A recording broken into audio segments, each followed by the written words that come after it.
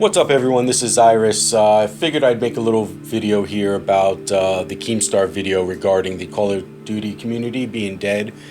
Keemstar made a lot of good points. Regardless of what you think of Keemstar in regards to the content that he puts out or his points on other subjects going on in the community or in the world in general, I believe in his heart that he does have the passion for the community, especially Call of Duty, and I think he does make a lot of good valid points. One of the things that I was hoping when I saw the title of the video was I wish that he would have elaborated a little bit more, given some advice to the smaller channels like myself in regards to what we could do to make better videos, better content, so that when a bigger YouTuber does see our channel, they're like, oh, hey, that's a pretty good video, I like that guy, and they throw a like on it, or they mention us in a tweet or something like that.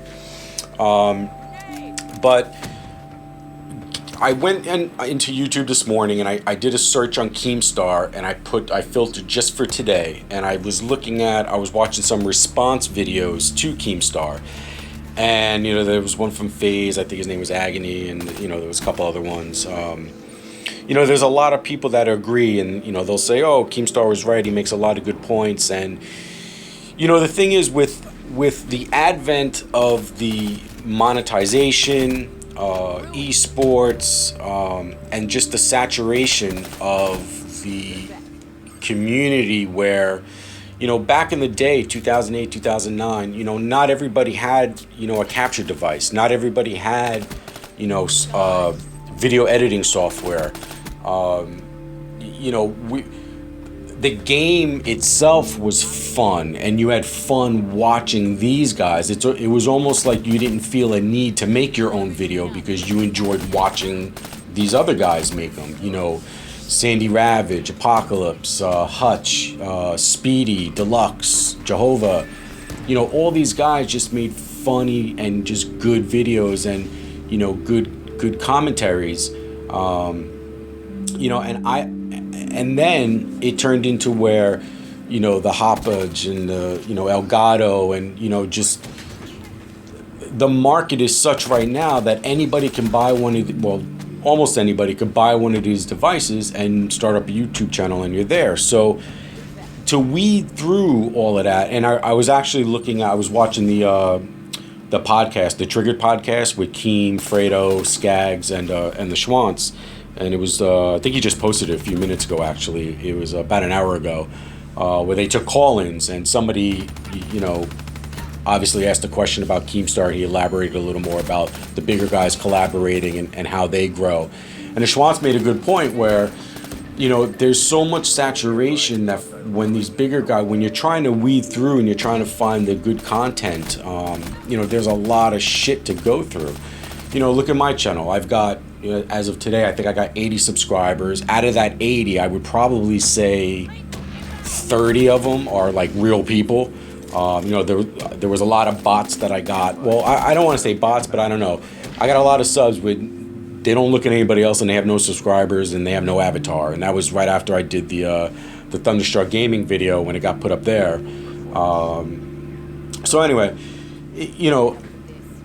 when you say to smaller channels to collaborate, it's okay, Keem, so what do we have to do? It's like, do I search out other channels that have 120 subscribers and say, hey, do you want to do a video together? And it's like I feel like a lot of times when you do that, they're going to be like, who the fuck are you? And it's because of that money mentality also. A lot of people are selfish with their channels, and it's true what he said about FaZe Rain and Optic.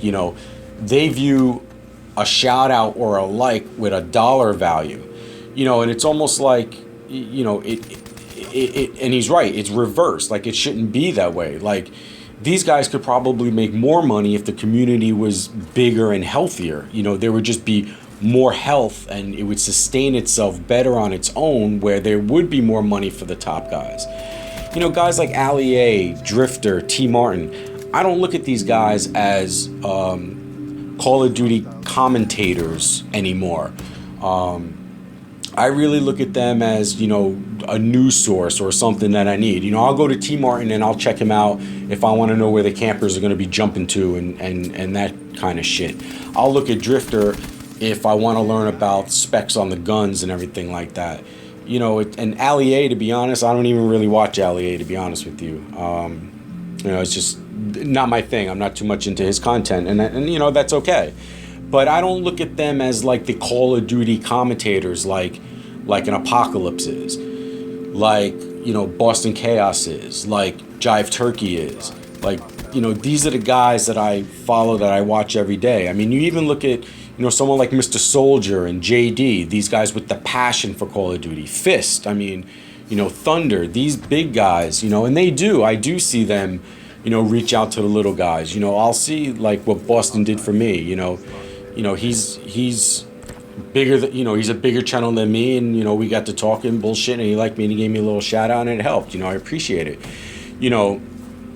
It's that type of thing where I think that Keem is right, where there has to be a little bit more collaboration. However, I think a lot of people are hesitant on the collaboration because of the money factor. What is in it for them? But then I look at it like, well, I think there's enough to go around for a lot of people, maybe not everybody, but people have to have the right expectation and goals going into this as well. My goal and expectation on YouTube is not to make it a career. I have a job, I have a family, I'm older. The only reason I'm getting into it at this point now is because, I finally got my shit together in regards of being comfortable to get in front of the microphone and being able to edit the videos. And, 10 years ago, when I was, a beast at playing Call of Duty, maybe my time has passed. Where I'm at now, my goal is just to, be relevant. Like when I respond to a bigger YouTuber's tweet or comment on a video, when they reply to me, or that's what I'm into now. The money I could care less, but a lot of people, that's what they're even doing it for. You got these kids in high school, these kids in college, they think they're going to make, whatever they're going to make, that's their expectation. The guys like me who want to do it just for debating a topic, or this guy said this, what do you think about it? Let's debate that. I want to do a commentaries about topics on what's going on, because to be honest, at these days, the gameplay in the background really doesn't matter anymore, because there's a lot of people that can go 20-2 and get nukes and all that. Now the gameplay is just shit in the background. It's just stuff to distract you in the background. I listen to the people talking. I watch people for the commentaries, for what they're talking about. It just happens to be in the Call of Duty community because that's where I play. I think that's what's going to build the community back up. The people that, like the podcast idea is a great idea. A lot of these guys get together and do these podcasts. Maybe that's where a lot of, smaller channels like me need to do. Maybe we need to do more podcasts, things like that, where you get 4 or 5 of us together and talk about a subject within the community, build it up, and then we could branch out into other places and start bringing those people in. But counting on the bigger guys to do stuff for the little guys, I don't think that's going to happen. I think probably what's going to happen is you're going to see more of the 2,000, 3,000, 4,000 sub channels helping out the guys with 100, 200. It's gonna have to work from the bottom up. I don't think it's going to come from the top down. That's just how I see it. I mean, that's my opinion. I'm watching some of these response videos, and a lot of people are making great points. The thing is, counting on the big guys to do it, they already made it there. They some of them got help, but that was at a different time in the community when, that you had a smaller group, the community was smaller. It's just not that way anymore. So now what needs to happen is there needs to be a different way to build the community back up. And for me, I think it's going to be more of working it from the bottom up, or the bottom and the mid-level guy. Listen, just like economics, man, the rich ain't helping people. It's the middle class and the poor who basically run, that support everything, that's doing everything. You need the rich because the rich got to pay for the services and everything, but it's the middle class and the poor that are busting their backs. And, similarly, that's where I see that the Call of Duty community, and then, merge that in with the YouTube Call of Duty community. That's the way they're going to build themselves up. You know, community channels are a great idea. Thunder has one. You know, I'm looking for some other ones. If you guys know of any that, you know, I could jump onto and try to get a video posted on, that's great.